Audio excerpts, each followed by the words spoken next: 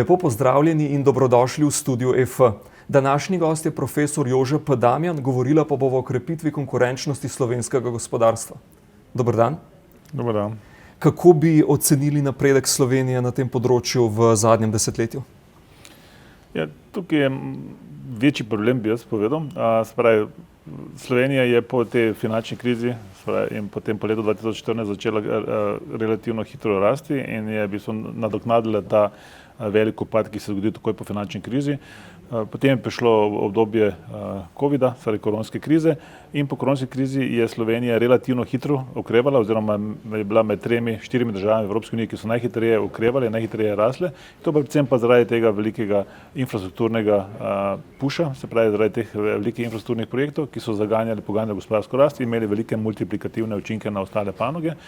Potem pa je prišla ta energetska kriza in pa ta geostrateški vidik, se pravi geostrateška zaostritev, se pravi na relaciji med velikimi silami, predvsem med ZDA in pa Kitajsko, in pa ta nov kitajski šok 2:0, ki se je zgodil predvsem v Nemčiji. In potem, ker je Slovenija zelo močno navezana na izvoz v Nemčijo, je seveda slovenska industrija zaradi tega prizadeta in tako da v bistvu zadnji 2 leti lahko vidimo to stagnacijo oziroma nazadovanje, zelo nizko gospodarsko rast. In ključen problem, ki ga jaz tukaj vidim, je, da pač v Sloveniji v bistvu nimamo neke vizije na tem področju, se pravi, kaj narediti v tem času teh velikih geostrateških premikov.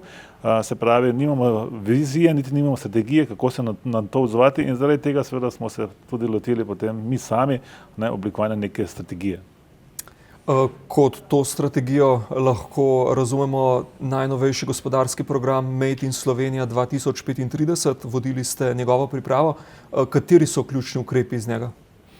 Tukaj je predvsem pomembno, kar smo mi hoteli tukaj nasloviti, je to, se pravi, pogledati, kakšni so razvojni izzivi za podjetja, kako jih podjetja vidijo, kako se nameravajo na nje odzvati. In to je bil ta top oziroma bottom-up pristop, se pravi od spodaj navzgor smo dejansko pogledali, kako se podjetja vidijo te izzive, na kateri način se bodo prilagodila temu, koliko so sama pripravljena investirati v to prilagoditev, ki se trenutno dogaja. Drug vidik je pa ta razvojni vidik, kje so naši strateški sektorji, kamor bi se moralo slovensko gospodarstvo usmeriti.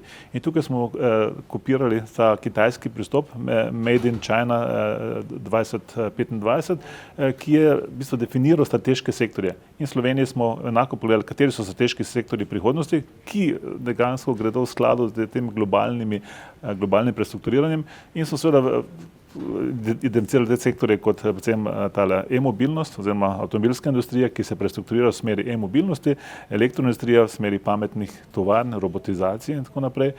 Potem je recimo na strani hrane, predvsem tale avtonomija, prehranska avtonomija v Sloveniji, ki je ključna. Potem imamo recimo logistika, ker je Slovenija pač na tej poti, logistični poti med vzhodom in zahodom.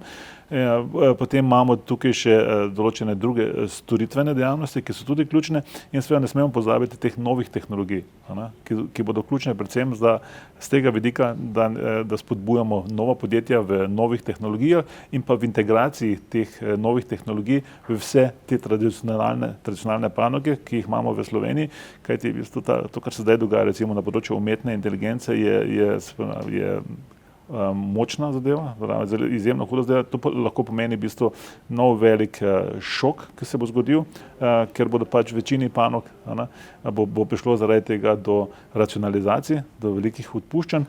Po drugi strani je pa to velik izziv seveda na strani novih tehnologij, se pravi, kako izkoristiti te zadeve, da določene industrije na novo razvijamo ali pa obstoječe industrije naredimo bolj konkurenčne.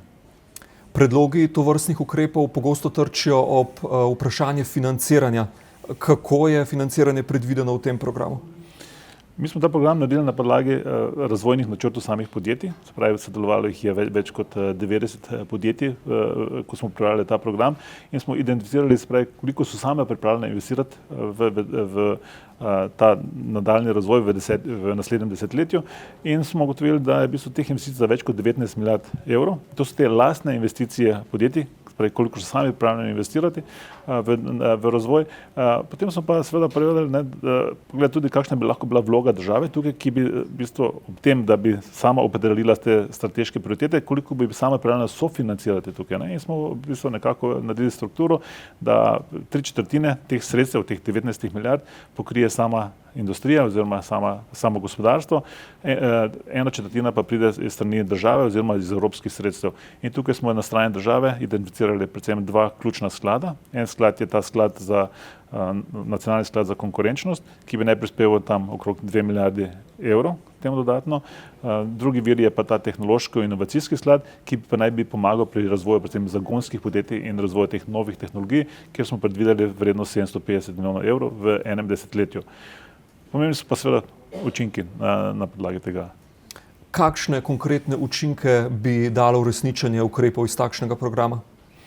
Pravi, samo če upoštevamo te razvojne načrte podjetij, brez neke dodatne vloge države glede dodatnega spodbujanja strateških sektorjev, bi teh 19 milijard evrov dodatnih investicij lahko dvignilo slovenski BDP za okrog 50% v enem desetletju.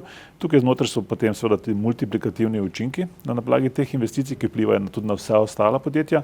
To pomeni potem dodatno pospešitev gospodarske rasti za blizu 2% točki na leto, kar je izjemno veliko. In pa to pomeni, da bi tukaj lahko ustvarili tudi okrog 55.000 novih delovnih mest oziroma nadomestili obstoječih 55.000 mest, ki so ogrožena zaradi tega tehnološkega prestrukturiranja, zaradi teh geostrateških premikov in tako naprej. Multiplikativne učinke investicij tudi sicer pogosto obravnavate pri svojem raziskovalnem delu. Kaj bi v tem trenutku na tem področju za Slovenijo izpostavili torej kot kritičen korak?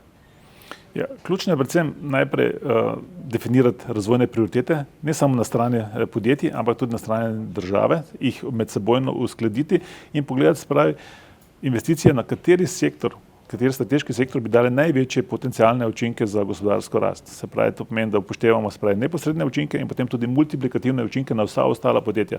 Recimo, kot smo že prej omenili, umetno inteligenco, spravi, investicije v aplikacije umetne inteligence imajo izjemne multiplikativne učinke na vse ostale panoge, kajti to pomeni, da v bistvu vse ostale panoge lahko postanejo bolj, se lahko racionalizirajo, povečajo svoj obseg poslovanja in to ima izjemen multiplikativni učinek na celotno gospodarstvo.